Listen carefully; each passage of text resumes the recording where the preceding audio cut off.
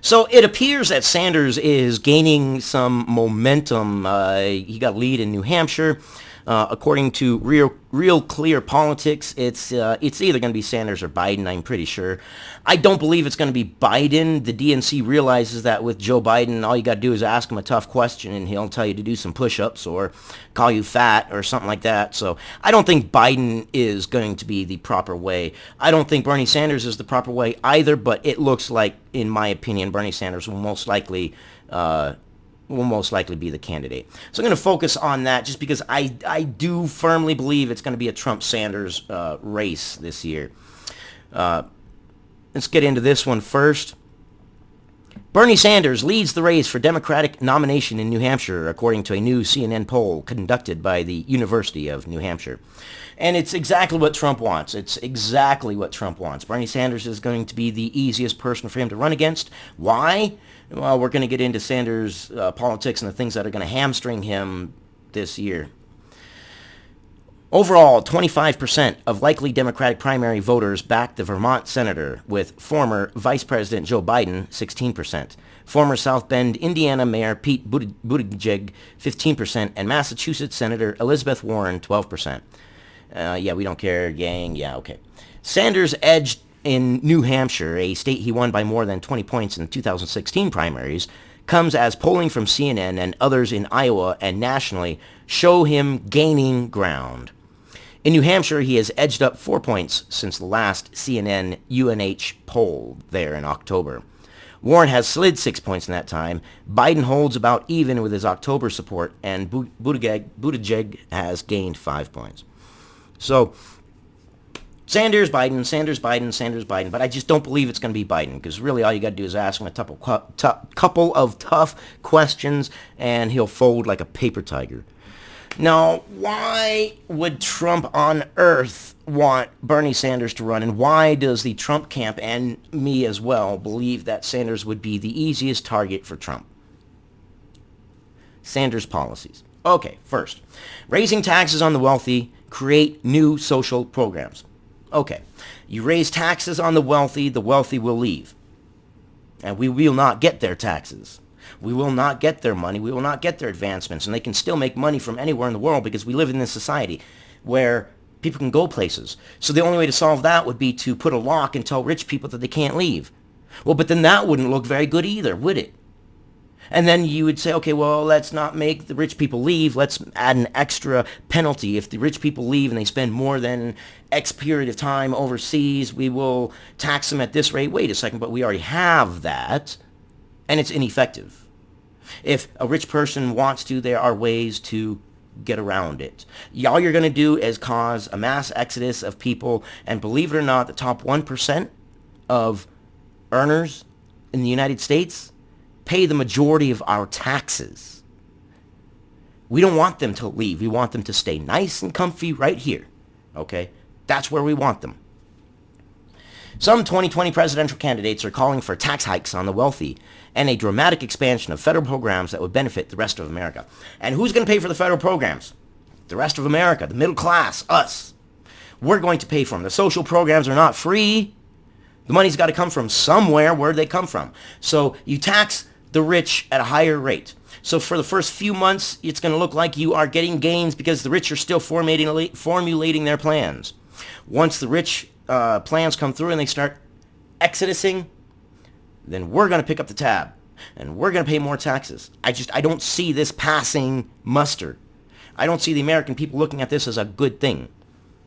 Senator Elizabeth Warren, for example, has proposed an ultra-millionaire tax on the 75,000 richest families in the United States that she says would help pay for universal child care and student loan debt relief. Yes, but you're going to tax them at such a rate that you're going to stagnate things. They're not going to want to advance, and they are rich for a reason because they know how to work loopholes and they know how to work their finances to their advantage, and they will find a way to do it. And all you're going to do is drive them into these places that we don't want them. Senator Sanders has called for an extreme wealth tax on the highest income Americans, along with a national wealth registry. Okay.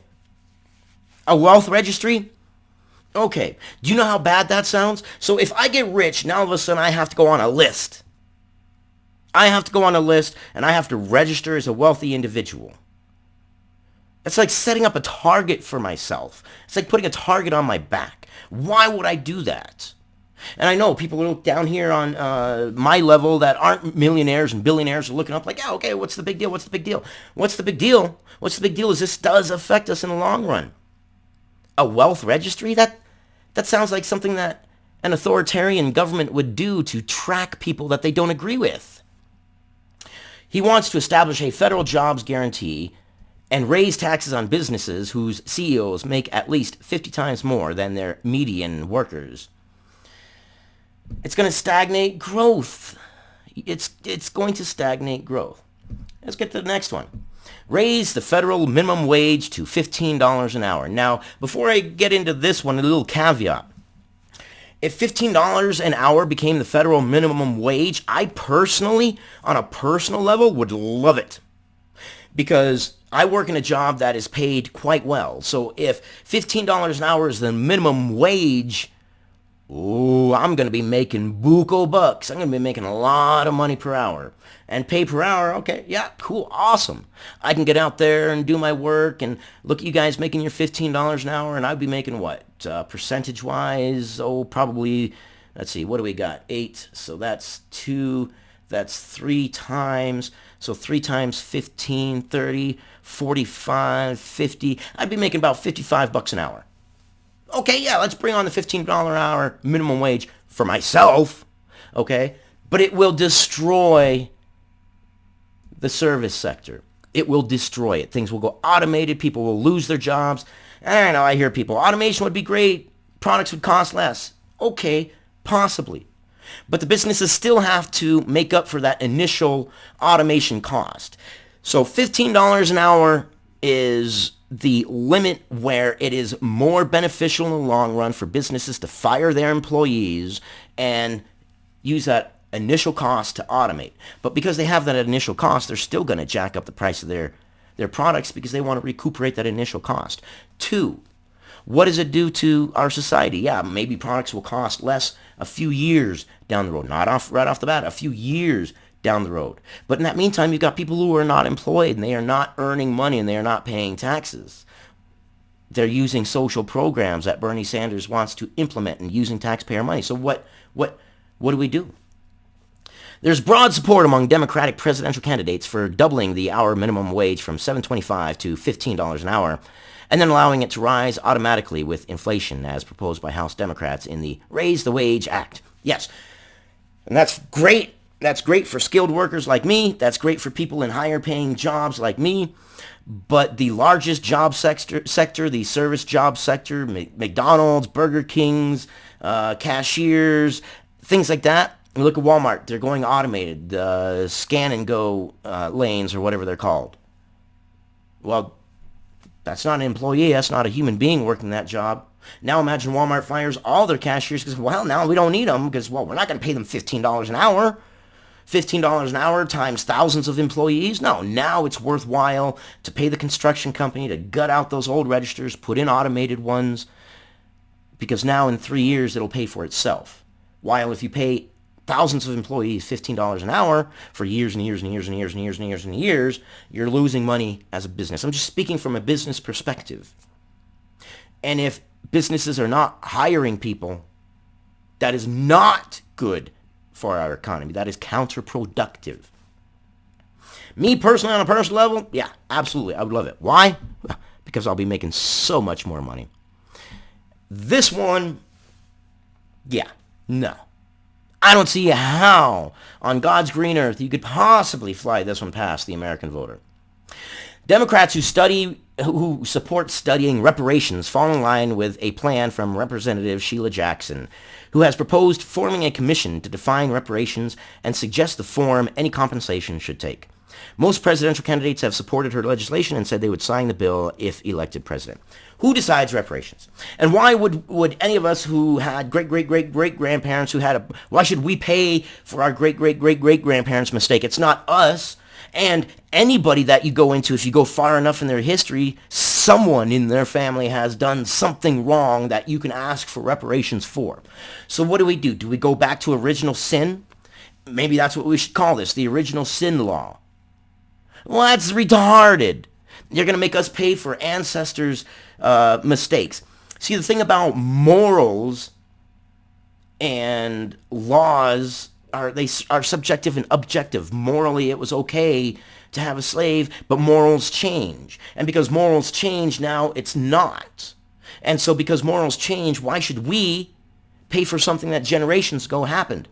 None of us own any slaves, and this video is going to be so damn hit because of the subject matter. Please give it a thumbs up, even a thumbs down or a comment, something, a share, a like, a subscribe, whatever. Just help me beat the algorithm for YouTube. But who decides? Who decides? Well, you get a knock on the door and a government agent says, hey, you know what? Your great-great-great-great-great-great-grandfather had done this deed and you owe blank. What? And then what do we do if the person is poor or homeless even? Your great ancestors had done this thing and you know what? You're homeless right now, but you're going to pay this fee because, well, original sin. Sins of the father. The sins of the past come back to haunt you. You must pay for the sins of your ancestors. That's what they're saying. What?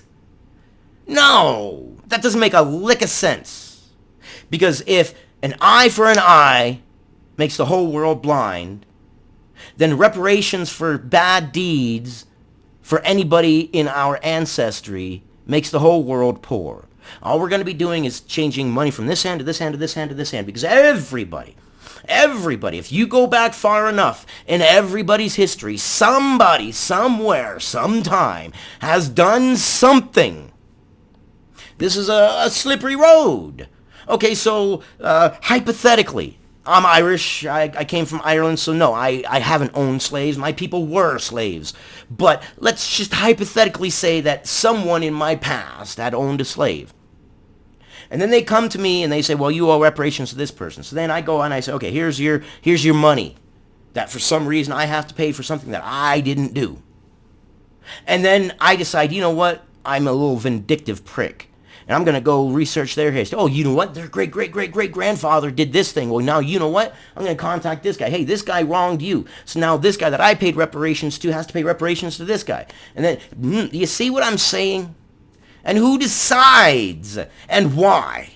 Why? For something that we weren't even alive for. It's not like you can go to court or it's even a case. Hey, I wasn't even alive when all this happened, so why am I paying for it? Hypothetically, my ancestors weren't slave owners. My ancestors were part of the slaves back way back in the day. But it's a horrible idea. And all this is why Trump wants Bernie to run. And I think Bernie's going to get it. I think Bernie's going to get the nomination. I do. If Biden gets the nomination, I think it's going to be an easy win too, because Biden is just an idiot. I don't know any other way to slice it. Biden is an idiot. He can't handle any tough questions. He goes right off into personal attacks. Someone asks him a tough question about his son, and rather than being professional, he calls him fat and challenges him to push-ups. That's who we possibly might want as president? No. At least Bernie's a little bit better than that. But Bernie's policies are what are going to hurt him in the long run. And that is why Trump is pushing for Bernie. And that's why if it's Bernie, Trump will most likely win. Because Bernie's policies sound good on paper. But socialist policies only sound good on paper. They have never been put into practice and been successful. Ever. Name me one social experiment. Socialism. Because socialism and capitalism and communism, they were all experiments. And capitalism has been the most successful experiment. Capitalism. Why? Because capitalism rewards merit.